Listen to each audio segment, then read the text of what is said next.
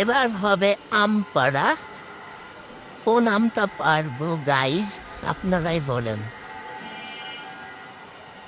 মাশাল্লাহ মাশাল্লাহ,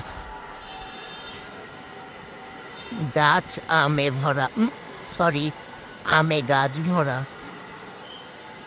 কোনটা পারি কোনটা পারি? ওই যে আর একটা নষ্ট হয়ে আছে। এই এই এই পর পর পর, এই পড়ছে পড়ছে পড়ছে, বুঝছিস? হুম, থাম থাম থাম থাম থাম, এত দৌড়াদৌড়ি করিস কেন? থাম, পারছি। এটাকে এখন মরিচের গুঁড়া লবণ দিয়ে কামড়াই কামড়াই খাবো। এই যে আমার ভাবি এখন সুন্দর করে আমটাকে আমার কেটে দিচ্ছে, আমি বসে বসে লবণ আর মরিচ দিয়ে স্বাদ করে খাবো। কি গাইজ, খুব লোভ লাগছে নাকি?